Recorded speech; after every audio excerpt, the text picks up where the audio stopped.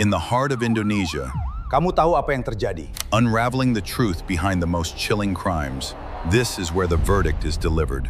Pada akhir musim panas tahun 2000, di sebuah jalan raya tua di pinggiran kota Magelang, Jawa Tengah, seorang pegawai kebersihan losmen bersiap untuk membersihkan kamar nomor 305. Ia membuka pintu, dan seketika itu juga ia membeku di tempat. Di lantai kamar yang dingin, seorang wanita terbaring telanjang. Tubuhnya sudah kaku dan dingin. Namanya Siti Jamilah.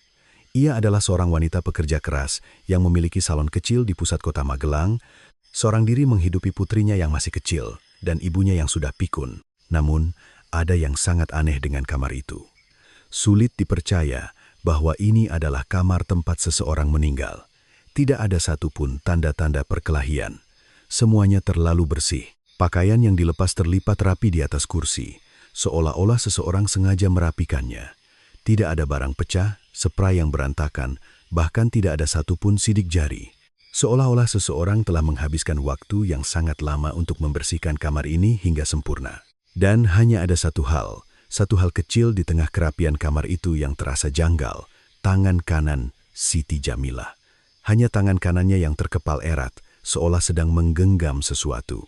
Seakan-akan hingga saat terakhirnya, ia menolak untuk melepaskan apapun yang ada di genggamannya. Petugas dengan perlahan dan paksa membuka jari jemari yang sudah kaku itu, satu persatu. Tiba-tiba, sebuah benda kecil berwarna hitam jatuh dan menggelinding di lantai. Benda itu adalah sebuah kancing jas pria berwarna hitam. Tapi anehnya, tidak ada satupun pakaian yang dikenakan Siti Jamilah yang memiliki kancing seperti itu. Jelas sekali kancing itu terlepas dari setelan jas seorang pria akibat tarikan yang sangat kuat. Mengapa Siti Jamilah yang sedang sekarat begitu erat menggenggam kancing ini? Buku tamu di meja resepsionis menunjukkan bahwa ia memesan kamar itu malam sebelumnya bersama seorang pria. Namun pria itu telah menghilang tanpa jejak. Sang wanita ditinggalkan sebagai mayat yang dingin, sementara sang pria lenyap bagai ditelan kabut. Namun, kasus ini menjadi lebih aneh dari sini. Begitu penyelidikan dimulai, tudingan dan cibiran dari masyarakat justru secara salah kaprah ditujukan kepada almarhumah Siti Jamilah, wanita yang mati karena berselingkuh. Begitulah orang-orang menyebutnya. Salon kecantikan yang dulunya ramai kini terpaksa tutup. Putrinya yang baru berusia 12 tahun harus menanggung label sebagai anak dari wanita selingkuhan. Ibu Siti Jamilah dalam kesedihannya meraung sambil memeluk foto putrinya. Anakku bukan orang seperti itu. Sama sekali bukan. Namun, tak seorang pun mendengarkan jeritan hatinya yang pilu. Kebenaran pun terkubur, dan kasus itu masuk ke dalam labirin tanpa jalan keluar. Penyelidikan menemui jalan buntu, dan para detektif satu persatu meninggalkan kasus ini.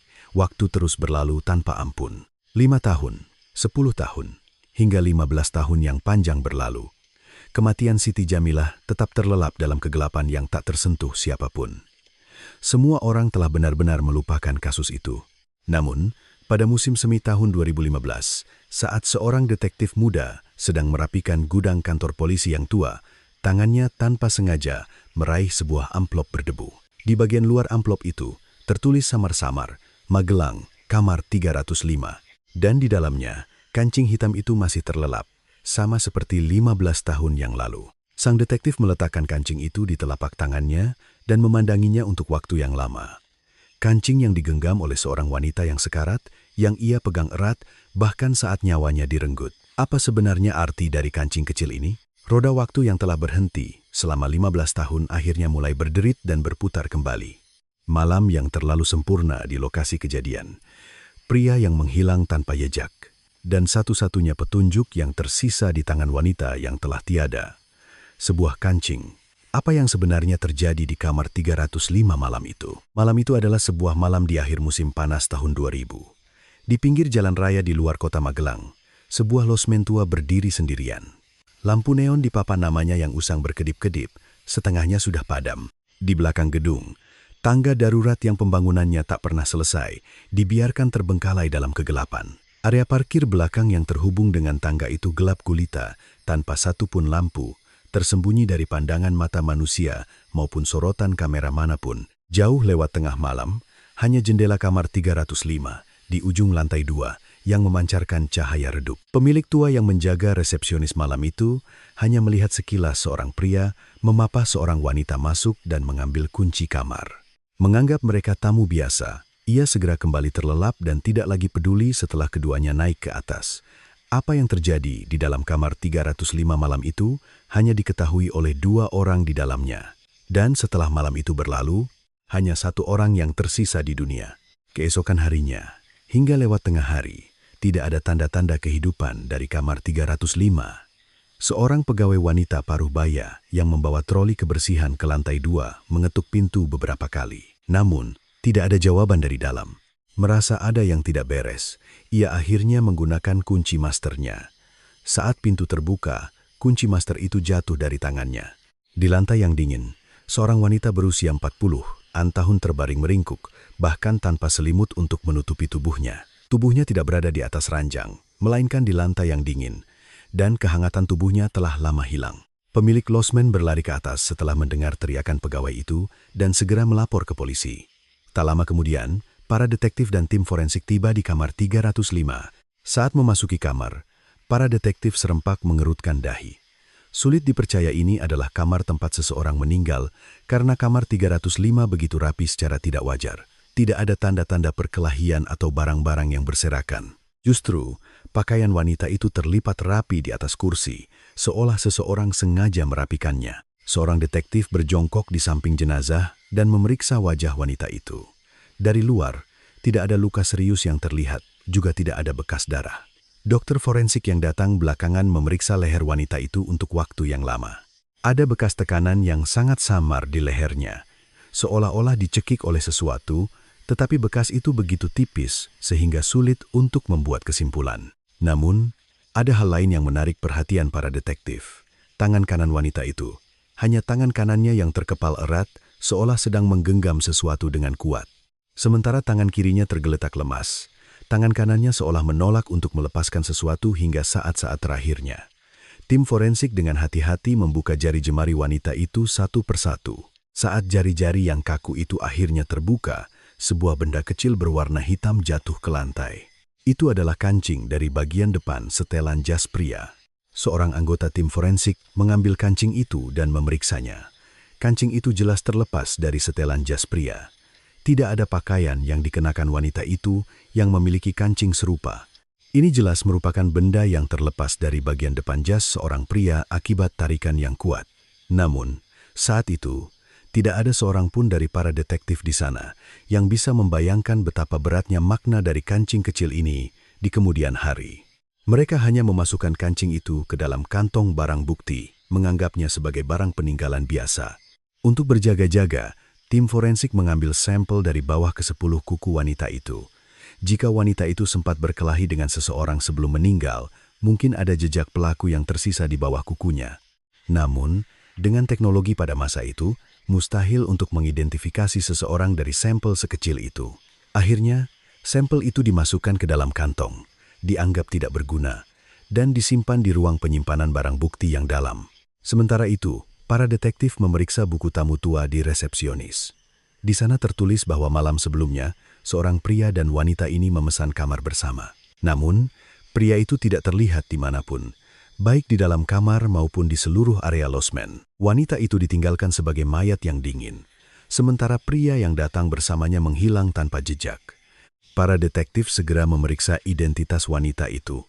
Namanya Siti Jamilah, usianya 40 tahun. Siti adalah seorang wanita biasa yang seorang diri menjalankan salon kecantikan kecil di pusat kota Magelang sambil membesarkan putrinya. Selain itu, ia juga merawat ibunya yang menderita demensia, memikul beban hidup 3 orang di pundaknya yang sempit. Kabar bahwa pemilik salon yang dikenal rajin itu ditemukan tewas di sebuah losmen bersama pria tak dikenal segera menyebar dari mulut ke mulut di kalangan polisi. Tak lama kemudian, putri kecil Siti Jamilah yang mendengar kabar itu berlari ke kantor polisi. Ia adalah Dewi Lestari, yang baru berusia 12 tahun. Dewi berdiri termangu di depan jenazah ibunya yang ditutupi kain putih. Orang-orang dewasa mencoba menenangkannya, tetapi mata Dewi terpaku pada ujung tangan ibunya yang menyembul dari balik kain. Tangan itu masih setengah terkepal, seolah hendak menggenggam sesuatu.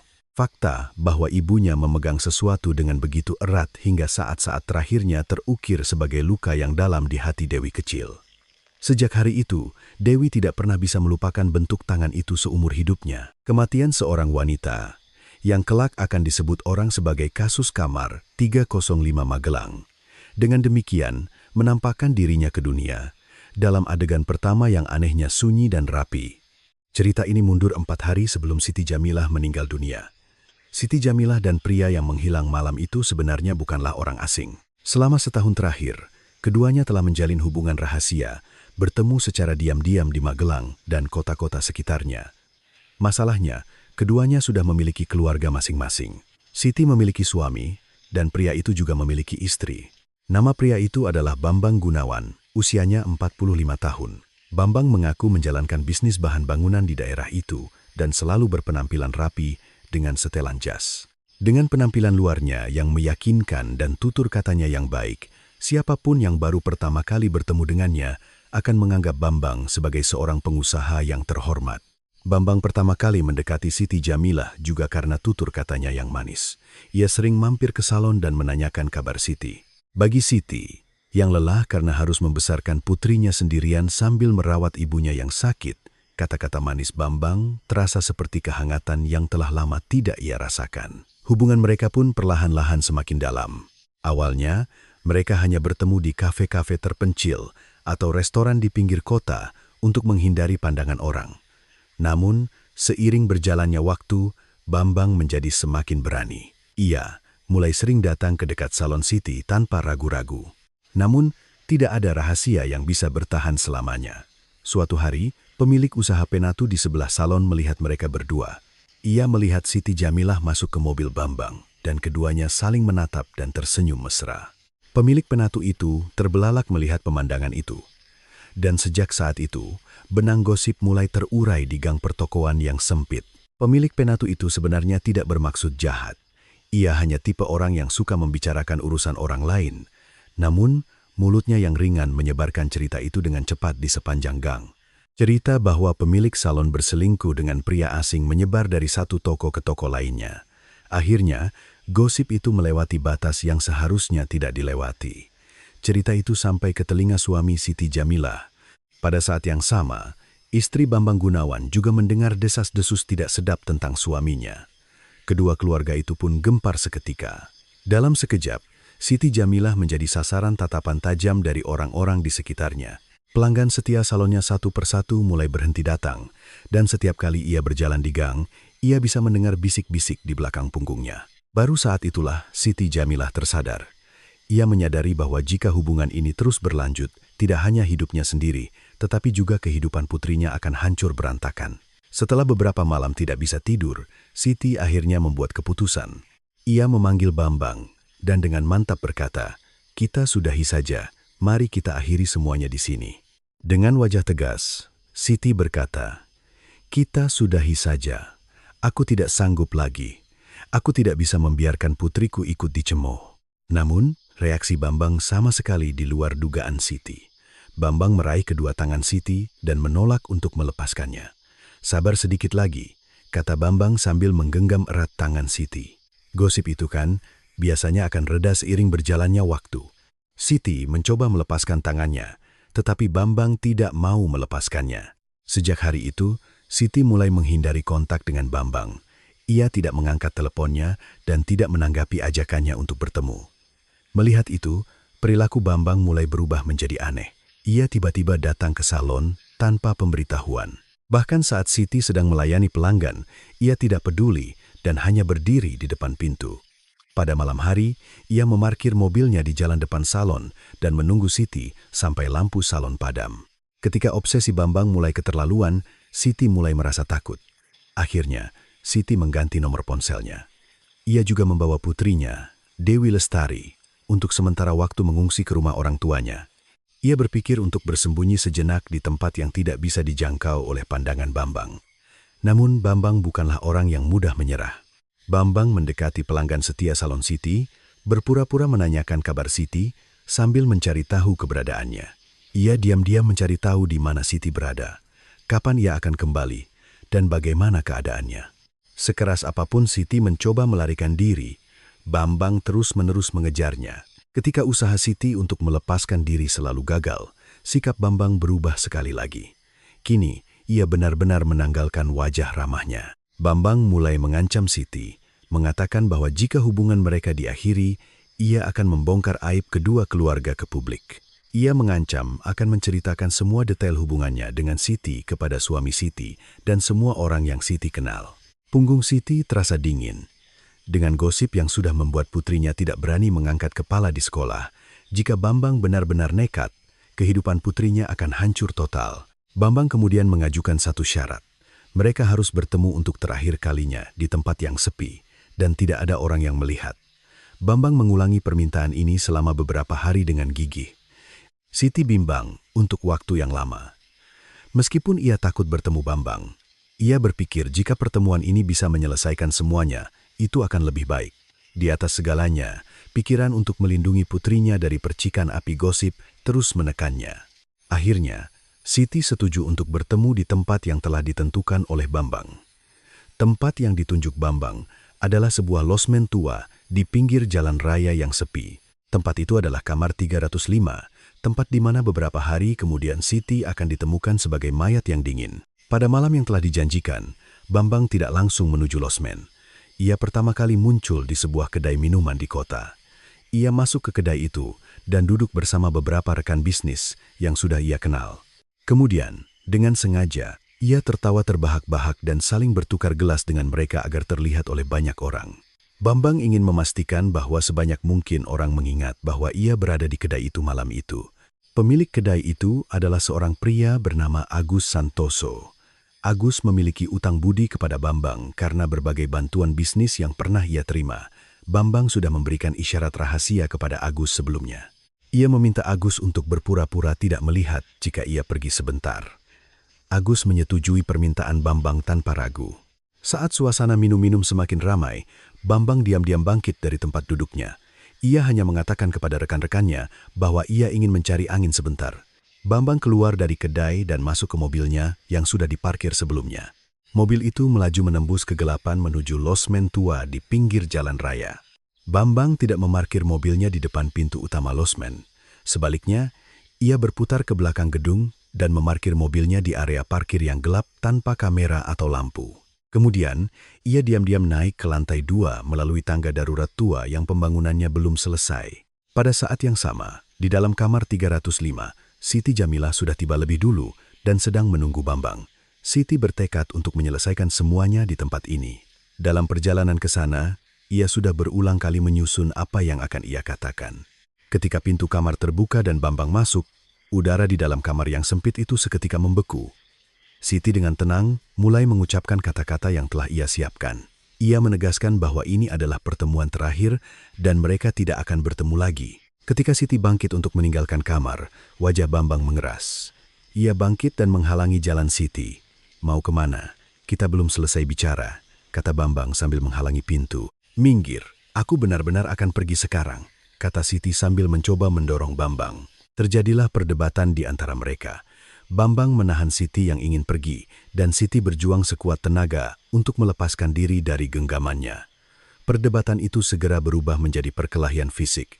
Siti meronta-ronta dengan putus asa untuk melepaskan diri dari cengkeraman Bambang. Di tengah pergulatan itu, tangan Siti mencengkeram bagian depan jas Bambang.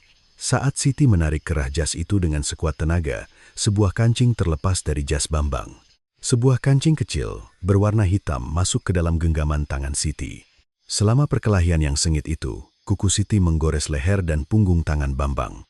Itu adalah perlawanan Siti untuk bertahan hidup. Momen tegang di dalam kamar itu tidak berlangsung lama. Akhirnya, perlawanan Siti perlahan-lahan mereda. Keheningan yang berat menyelimuti kamar itu. Setelah sadar, barulah Bambang menyadari beratnya perbuatan yang telah ia lakukan. Ia terengah-engah sambil mengamati lantai kamar. Ia mencari kancing jasnya yang terlepas entah kemana saat perkelahian.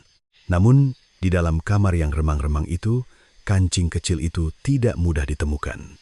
Bambang meraba-raba lantai untuk waktu yang lama, tetapi ia tidak dapat menemukan kancing itu.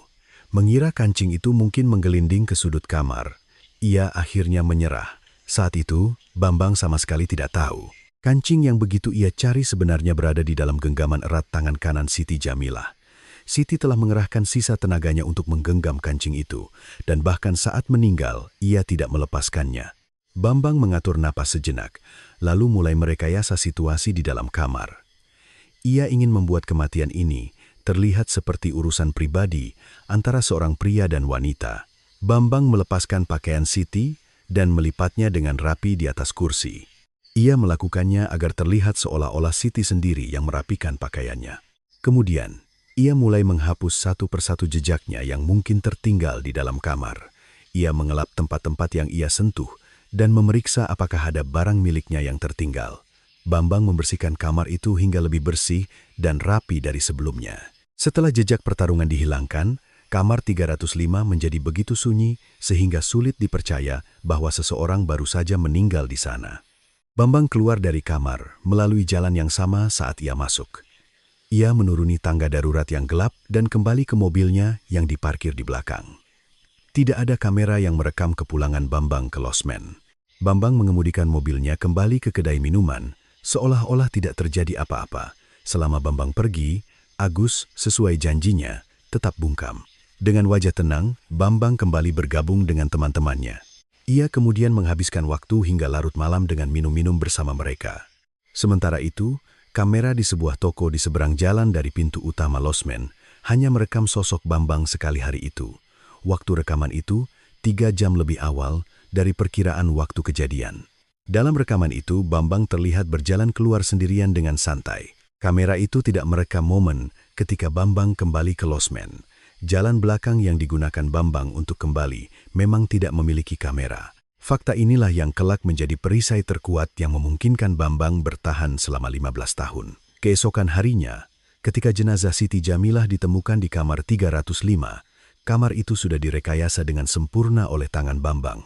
Yang mengejutkan adalah keberanian Bambang. Bahkan setelah kejadian itu, ia sama sekali tidak goyah dan melanjutkan kehidupannya sehari-hari seperti biasa. Ia bahkan menunjukkan keberanian yang tak tahu malu dengan datang ke pemakaman Siti Jamilah sebagai pelayat.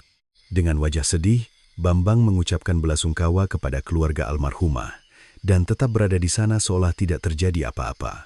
Kebenaran tentang apa yang terjadi di kamar 305 malam itu terkunci rapat di tangga darurat yang gelap dan kancing kecil yang digenggam erat di tangan Siti. Dengan begitu, kebenaran terkubur dalam kegelapan yang dalam dan panjang tanpa sedikit pun terungkap ke dunia luar.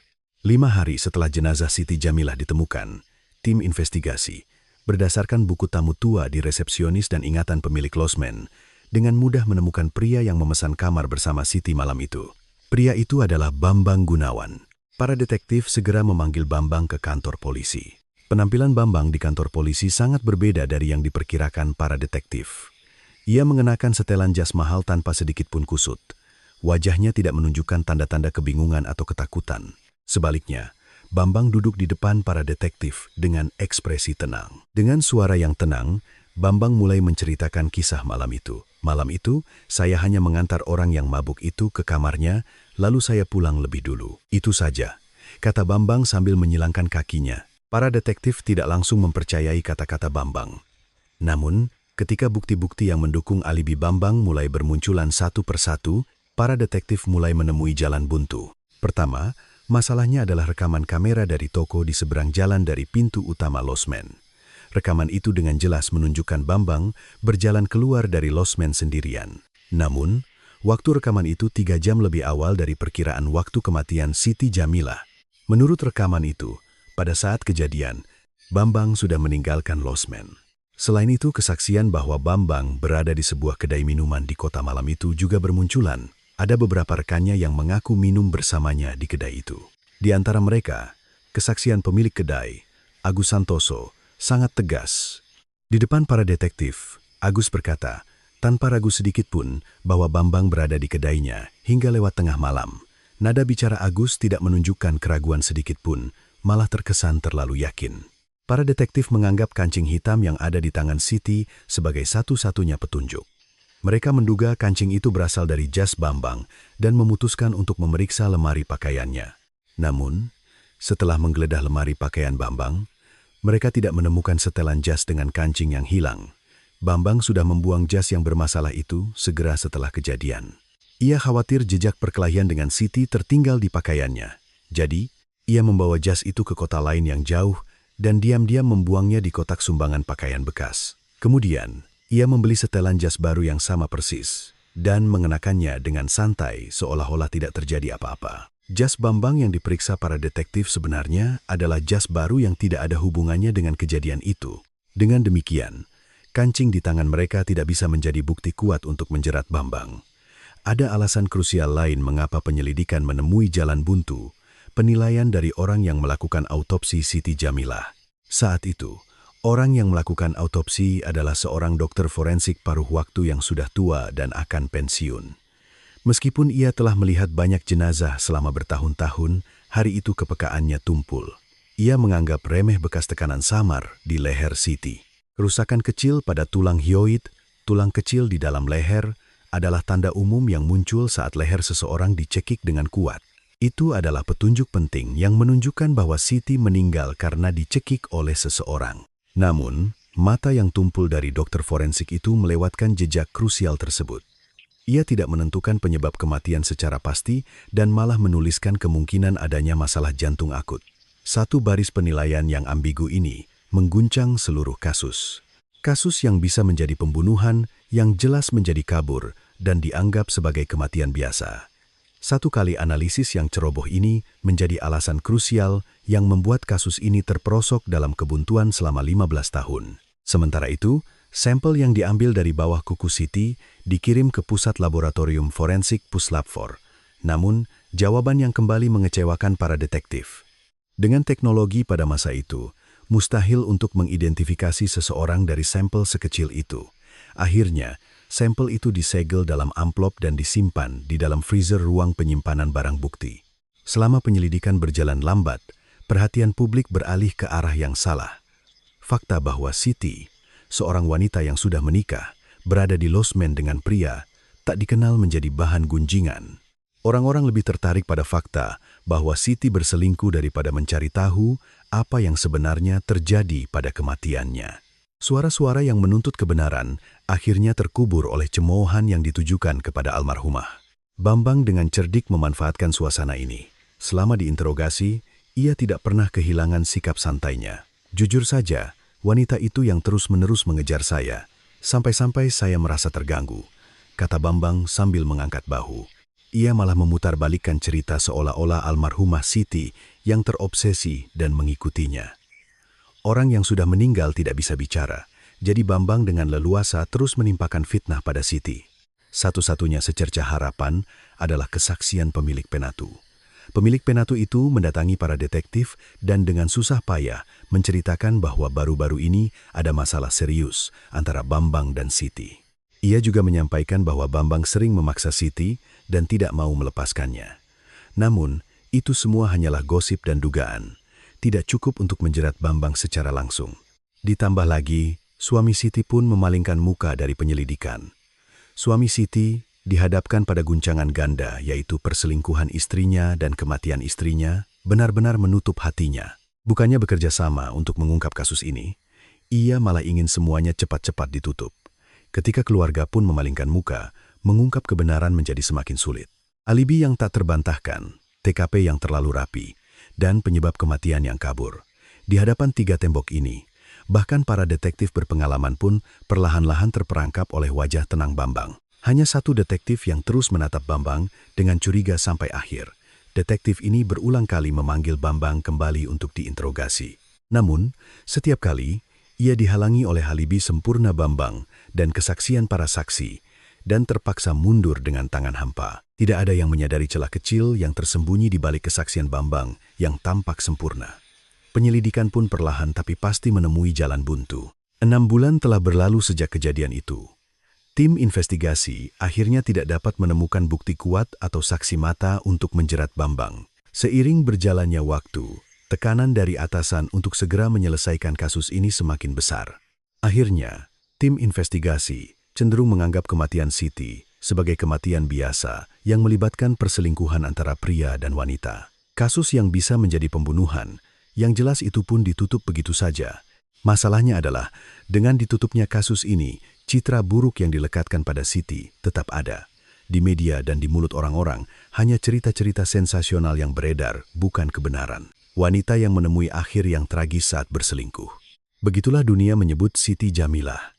Sebuah stigma yang tak terhapuskan terukir pada almarhumah Siti. Tidak ada yang peduli tentang siapa Siti sebenarnya atau seberapa keras ia telah bekerja. Orang-orang hanya mengingat satu fakta. Siti berselingkuh. Stigma itu tidak berhenti pada Siti saja. Salon kecil yang dijalankan Siti seorang diri akhirnya harus ditutup karena tidak ada lagi pelanggan yang datang. Debu menumpuk di jendela kaca salon untuk waktu yang lama. Ibu Siti yang menderita demensia kehilangan tempat tinggal. Tidak ada yang merawat ibu tua yang kehilangan putrinya itu, sehingga ia akhirnya dikirim ke panti jompo. Ibu tua itu harus menghabiskan hari-harinya di tempat asing tanpa tahu mengapa putrinya tidak datang. Namun, yang paling terluka adalah putri kecilnya, Dewi Lestari. Dewi, yang baru berusia 12 tahun, dalam semalam harus menyandang label sebagai anak dari wanita selingkuhan. Di sekolah, anak-anak berbisik di belakang punggungnya. Saat berjalan di lingkungan sekitar, orang dewasa menatapnya dengan pandangan mencemooh. Setiap hari, Dewi harus pergi ke sekolah dengan kepala tertunduk. Ibu Siti, yang berarti nenek Dewi, juga hancur. Di depan foto putrinya, ia menangis terseduh-seduh. "Anakku bukan orang seperti itu." Sama sekali bukan, isaknya sambil mengelus foto itu. Namun, tidak ada yang mendengarkan jeritan hatinya yang pilu. Tanpa tempat untuk mengadukan ketidakadilan, ibu tua itu hanya bisa memendam kesedihannya. Sementara itu, bagaimana kabar Bambang Gunawan, orang yang menyebabkan semua tragedi ini? Bambang hidup dengan tenang, seolah-olah tidak terjadi apa-apa. Bukan hanya hidup, ia bahkan semakin sukses. Bambang mengembangkan bisnisnya dan membuka kantor baru yang megah di kota sebelah. Ia bertemu orang-orang tanpa rasa bersalah dan berjalan dengan kepala tegak. Sulit dipercaya bahwa ia adalah orang yang telah menyebabkan kematian seorang wanita. Yang lebih mengerikan adalah kebiasaan Bambang. Ia kembali menggunakan cara yang sama seperti saat mendekati almarhumah Siti. Ia mulai mendekati wanita paruh baya lain yang kesepian dan dalam kesulitan dengan wajah ramah. Kematian Siti tidak menjadi penghalang sedikit pun bagi Bambang. Ia dengan santai memulai hubungan baru. Kesaksian palsu Agus Santoso berperan besar dalam memungkinkan Bambang hidup dengan nyaman seperti ini. Agus, pemilik kedai yang memberikan alibi untuk Bambang, mengalami perubahan tak terduga setelah kasus ini ditutup dengan tenang. Tak lama kemudian, Agus memperluas kedainya dan pindah ke lokasi yang lebih baik. Di kalangan pedagang, beredar desas-desus bahwa Bambang memberikan amplop tebal kepada Agus. Dikatakan bahwa Agus menerima uang sebagai imbalan untuk menjaga alibi palsu Bambang. Agus telah menukar kebenaran seorang wanita dengan uang. Seiring berjalannya waktu, berkas kasus Siti Jamilah semakin terlupakan.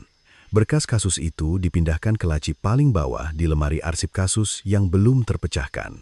Bahkan detektif yang sampai akhir mencurigai Bambang pun dipindahkan ke daerah lain tak lama kemudian. Ketika orang yang ingat dan ingin mengungkap kasus ini menghilang, kematian Siti benar-benar terlupakan. Ada satu kejadian tak terduga, perubahan pada pemilik penatu yang menjadi sumber gosip.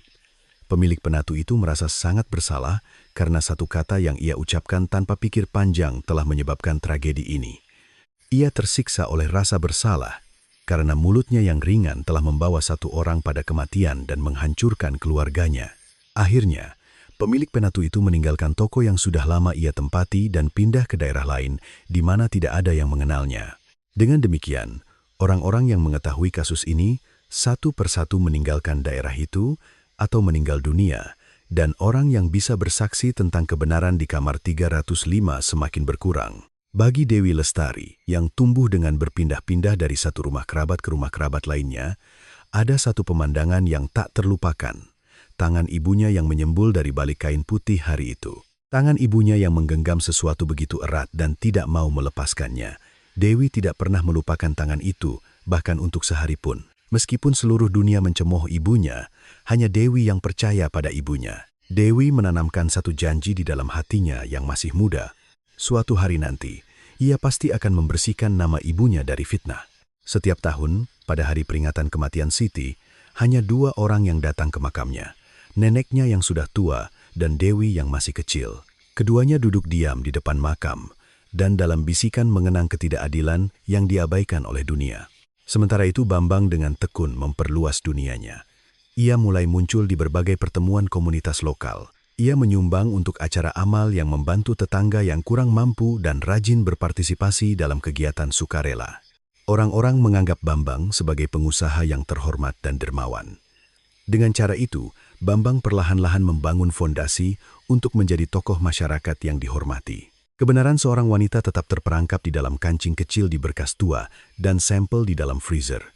Dalam kegelapan yang panjang dan tak tersentuh, kebenaran itu terkubur. Pada musim semi tahun 2015, gedung kantor polisi tua di Magelang akan dirobohkan. Kantor polisi akan pindah ke gedung baru. Dan untuk itu, barang-barang lama yang menumpuk di gudang harus dirapikan satu persatu. Di gudang itu, barang bukti dari kasus-kasus yang belum terpecahkan menumpuk, tertutup debu waktu. Tugas merapikan kotak-kotak tua itu diserahkan kepada seorang detektif muda dari tim investigasi ulang bernama Arif Hidayat. Arif membuka satu persatu kotak-kotak berdebu itu dan memeriksa isinya. Meskipun itu adalah pekerjaan yang membosankan dan melelahkan, Arif tidak pernah melakukannya dengan sembarangan. Di tengah pekerjaannya, tangan Arif meraih sebuah amplop tua. Di amplop itu tertulis samar-samar Magelang kamar 305.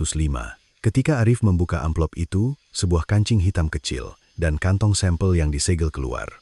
Arif meletakkan kancing hitam itu di telapak tangannya dan memandanginya untuk waktu yang lama.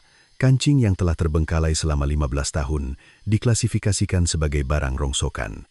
Tiba-tiba, Arif bertanya-tanya, mengapa kancing sekecil ini bisa berada di genggaman erat seseorang yang telah meninggal? Arif mulai membaca dari awal dokumen-dokumen tua di dalam amplop itu dengan teliti. Semakin ia membaca, semakin dalam kerutan di dahinya. Ada sesuatu yang tidak beres dan terus mengganjal pikirannya. Saat itu, ada sebuah berita yang menjadi topik hangat di masyarakat. Berita itu tentang undang-undang baru yang akan segera diberlakukan tahun itu. Undang-undang itu menghapuskan daluarsa penuntutan untuk kejahatan pembunuhan, sehingga pelaku dapat dituntut berapapun lamanya waktu telah berlalu. Mendengar berita ini, Arif menghitung kembali tanggal kasus Siti Jamilah, dan ia menyadari sebuah fakta yang membuatnya merinding. Kasus yang terjadi pada tahun 2000 ini, daluarsa penuntutan untuk pembunuhan selama 15 tahun sudah hampir habis. Masalahnya adalah waktu. Jika daluarsa 15 tahun itu berakhir sebelum undang-undang baru diberlakukan, kasus ini akan selamanya tidak dapat disentuh. Sekalipun Bambang adalah pelakunya, jika daluarsa telah lewat, ia tidak dapat dihukum. Waktu yang dimiliki Arif hanya beberapa bulan. Ketergesaan ini justru memicu semangat Arif untuk membuka kembali penyelidikan. Langkah pertama yang diambil Arif adalah mengeluarkan kembali catatan autopsi dan foto jenazah dari 15 tahun yang lalu. Ia kemudian meminta seorang ahli forensik terkemuka yang masih aktif untuk memeriksa kembali catatan gen-catatan itu. Ahli forensik itu memeriksa foto-foto dan catatan gen-catatan lama untuk waktu yang lama. Dan akhirnya ia menemukan apa yang dilewatkan oleh dokter forensik tua 15 tahun yang lalu. Lihat di sini, kata ahli forensik itu sambil menunjuk salah satu bagian foto. Ada fraktur mikro pada tulang hyoid. Ini adalah jejak yang muncul ketika leher dicekik dengan kuat. Kesimpulan ahli forensik itu jelas. Siti Jamilah tidak meninggal karena penyakit jantung akut, melainkan karena dicekik oleh seseorang. Penilaian yang salah 15 tahun yang lalu akhirnya dibatalkan. Ketika kesimpulan kabur tentang kematian akibat serangan jantung akut dihilangkan, kematian Siti Jamilah akhirnya kembali ke wujud aslinya. Bukan lagi kematian biasa, melainkan pembunuhan yang jelas. Mendapat angin segar, Arif kemudian beralih ke sampel dari bawah kuku yang tersimpan di dalam freezer. Sampel yang 15 tahun lalu tidak bisa dianalisis karena keterbatasan teknologi. Namun, selama itu, ilmu pengetahuan telah berkembang pesat. Kini, bahkan dari sampel sekecil itu, seseorang dapat diidentifikasi dengan akurat. Arif mengirim sampel itu ke Puslab 4 untuk dianalisis kembali. Beberapa hari kemudian, hasil analisis tiba di tangan Arif. Hasil itu menyatakan sebuah fakta yang jelas, serpihan kulit dari bawah kuku Siti bukanlah miliknya, melainkan milik seorang pria tak dikenal. Selembar hasil ini melengkapi gambaran malam itu. Sebelum meninggal, Siti telah berjuang keras melawan seseorang. Dalam perlawanan putus asanya, Siti mencengkeram jas lawannya dan merobek kancingnya, dan dengan kukunya ia menggores kulit lawannya, meninggalkan jejak di bawah kukunya. Kebenaran malam itu yang tidak disadari, siapapun selama 15 tahun akhirnya muncul dalam bentuk yang mengerikan. Arif kembali menggali catatan kasus 15 tahun yang lalu dari awal, dan ia menggarisbawahi dengan warna merah nama Bambang Gunawan satu-satunya pria yang memesan kamar bersama Siti malam itu. Arif mulai melacak satu persatu orang-orang yang terlibat yang telah terpencar. Di tengah pencariannya, ia berhasil menemukan pemilik penatu yang telah lama pindah ke daerah lain. Pemilik penatu yang telah menua itu, di hadapan Arif, menceritakan kisah yang telah lama ia pendam. Beberapa hari sebelum kejadian, saya beberapa kali melihat pria itu memaksa Jamilah di depan salon. Dia sangat menakutkan, kata pemilik penatu itu dengan suara bergetar. Ia akhirnya bersaksi tentang bagaimana Bambang mengancam dan tidak mau melepaskan Siti. Selain itu, ada orang lain yang datang mencari Arif. Ia adalah putri Siti Jamilah, Dewi Lestari, yang kini telah dewasa. Mendengar berita bahwa penyelidikan dibuka kembali, Dewi dengan sukarela datang ke Arif untuk menawarkan bantuan. Dewi menceritakan tentang tangan ibunya yang ia lihat hari itu. Ia menyampaikan kenangan yang telah ia simpan di dalam hatinya selama 15 tahun, bahwa ibunya menggenggam sesuatu dengan erat hingga saat-saat terakhirnya. Sementara semua ini terjadi, Bambang hidup di dunia yang sama sekali berbeda. Ia telah menjadi tokoh penting di Kamar Dagang dan Industri, Kadin, daerah. Ia dikenal sebagai sosok yang dihormati orang-orang karena kegiatan sukarela dan sumbangannya. Roda investigasi yang telah berhenti selama 15 tahun akhirnya berderit dan mulai berputar kembali. Kotak Pandora yang tertutup rapat kini mulai sedikit terbuka. 2 bulan telah berlalu sejak penyelidikan ulang dimulai. Daluarsa penuntutan hanya tinggal sebulan lagi. Bagi Arif yang dikejar waktu, hal yang paling mendesak adalah memastikan apakah DNA yang diduga milik Bambang itu benar-benar miliknya. DNA dari sampel di bawah kuku harus dicocokkan dengan DNA Bambang. Namun, Bambang bukanlah orang yang akan dengan sukarela memberikan sampelnya. Arif memutuskan untuk mencari cara lain. Kebetulan, terdengar kabar bahwa Bambang akan menghadiri sebuah acara di daerah. Arif diam-diam mengamati Bambang di acara itu. Setelah Bambang minum air dan meletakkan gelas kertasnya begitu saja, Arif mengambilnya tanpa menarik perhatian orang. Gelas kertas itu masih menyimpan jejak Bambang. Arif segera mengirim gelas kertas itu ke Puslap 4. Dan beberapa hari kemudian, hasil yang ditunggu-tunggu Arif tiba. Isi laporan itu mengubah keyakinan Arif menjadi fakta. DNA dari kancing dan sampel di bawah kuku cocok sempurna dengan DNA Bambang. Alibi Bambang yang tampak kokoh selama 15 tahun akhirnya retak untuk pertama kalinya dan tidak dapat diperbaiki. Dengan keyakinan penuh, Arif memanggil Bambang ke kantor polisi. Arif meletakkan 2 benda di depan Bambang, kancing yang digenggam Siti hingga akhir hayatnya dan DNA Bambang dari bawah kuku Siti. Malam itu, 15 tahun yang lalu, Anda jelas berada di kamar itu, kata Arif sambil mendorong barang bukti itu ke arah Bambang. Namun, Bambang adalah orang yang telah membangun kekayaan dan koneksi selama 15 tahun. Tanpa sedikit pun panik, ia segera menyewa tim pengacara dari salah satu firma hukum terbesar di daerah. Tim pengacara yang lihai itu maju menjadi perisai Bambang. Argumen tim pengacara itu sangat licik. Mereka berargumen bahwa karena keduanya memiliki hubungan dekat, DNA bisa saja menempel hanya karena bersentuhan. Jejak Bambang di kancing tidak bisa menjadi bukti pembunuhan. Selain itu, tim pengacara juga mempersoalkan kondisi penyimpanan kancing yang telah terbengkalai selama 15 tahun. Mereka berargumen bahwa kancing itu mungkin telah terkontaminasi selama bertahun-tahun dan tidak dapat digunakan sebagai bukti, mencoba untuk menghalangi penggunaan bukti itu. Mereka juga mengklaim bahwa sampel dari bawah kuku mungkin telah rusak selama penyimpanan beku yang lama. Ada tujuan tersembunyi di balik semua rintangan hukum yang dibangun oleh tim pengacara itu. Mereka hanya perlu bertahan hingga masa daluarsa habis. Jika mereka bisa mengulur waktu beberapa hari saja, 15 tahun akan berlalu dan Bambang akan lolos sepenuhnya dari hukuman. Arif menjadi panik. Ia menyadari bahwa hanya dengan kancing dan DNA dari bawah kuku, ia tidak bisa memastikan Bambang berada di kamar itu. Ia membutuhkan penghubung krusial lain untuk mengikat Bambang di lokasi pembunuhan. Arif kembali menelusuri pergerakan Bambang pada malam 15 tahun yang lalu dari awal. Penghalang terbesar masihlah kamera di pinggir jalan itu. Kamera itu hanya merekam Bambang berjalan keluar dari losmen 3 jam sebelum waktu kejadian. Bagaimana mungkin Bambang yang keluar dari pintu depan bisa kembali ke kamar dan membunuh Siti? Untuk memecahkan teka-teki ini, Arif secara pribadi mendatangi losmen tua itu. Ia memeriksa setiap sudut losmen. Ia memeriksa lokasi pintu depan dan kamera, lalu perlahan-lahan berkeliling gedung. Akhirnya, mata Arif menangkap sesuatu. sebuah tangga darurat tua yang belum selesai dibangun di belakang gedung. Dan area parkir belakang yang terhubung ke tangga itu adalah titik buta yang gelap tanpa kamera atau lampu. Di dalam kepala Arif, gambaran malam 15 tahun yang lalu mulai tersusun. Bambang dengan santai berjalan keluar melalui pintu depan dan meninggalkan jejaknya di kamera. Kemudian, ia diam-diam kembali ke kamar melalui tangga darurat di belakang yang tidak terekam kamera. Setelah melakukan kejahatannya, ia keluar melalui jalan yang sama, sehingga tidak ada jejak masuk kembali yang terekam di kamera manapun. Identitas perisai sempurna yang telah melindungi Bambang selama 15 tahun akhirnya terungkap.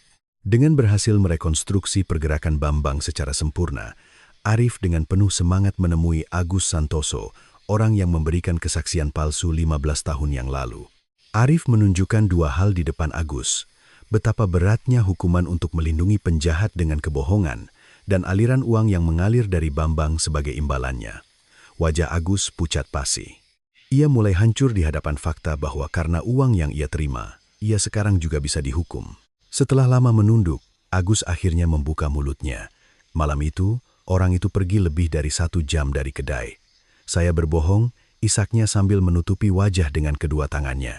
Alibi Bambang yang telah bertahan selama 15 tahun runtuh seketika dengan satu pengakuan ini. Rute belakang yang tidak terekam kamera, kesaksian palsu yang dibatalkan, serta DNA dari kancing dan bawah kuku.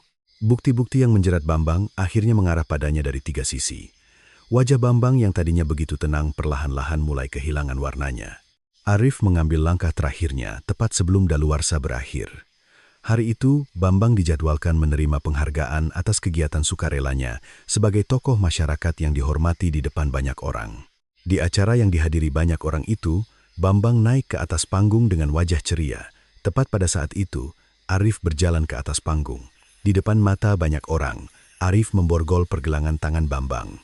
Wajah orang-orang yang tadinya mengagumi Bambang dipenuhi dengan keterkejutan dan kekecewaan. Orang-orang yang mendukung Bambang serempak memalingkan muka. Reputasi gemilang yang telah dibangun Bambang selama 15 tahun hancur dalam sekejap di atas panggung itu. Tanpa tempat untuk lari lagi, Bambang jatuh terduduk tak berdaya di hadapan tatapan semua orang. 2 tahun telah berlalu sejak penangkapan Bambang. Selama itu, persidangan terhadap Bambang terus berlanjut, dan akhirnya tiba hari di mana semua persidangan berakhir. Udara di ruang sidang terasa berat. Bukti-bukti yang memberatkan Bambang kini tak tergoyahkan. Rute belakang yang tidak terekam kamera, kesaksian palsu Agus yang dibatalkan, dan DNA Bambang dari kancing dan bawah kuku. Di hadapan bukti-bukti yang mengikatnya dengan kuat, Bambang tidak bisa berkata apa-apa lagi. Majelis hakim menjatuhkan hukuman berat kepada Bambang, penjara seumur hidup. Itu adalah keadilan yang berhasil ditegakkan dengan sangat tipis. Ditangkap tepat sebelum daluarsa 15 tahun berakhir. Agus Santoso, yang telah menghalangi kebenaran dengan kesaksian palsu, juga tidak luput dari hukuman. Agus harus membayar harga beberapa kali lipat dari imbalan yang ia terima dari Bambang. Harga untuk menjual kebenaran seorang wanita demi uang akhirnya kembali kepada Agus sendiri.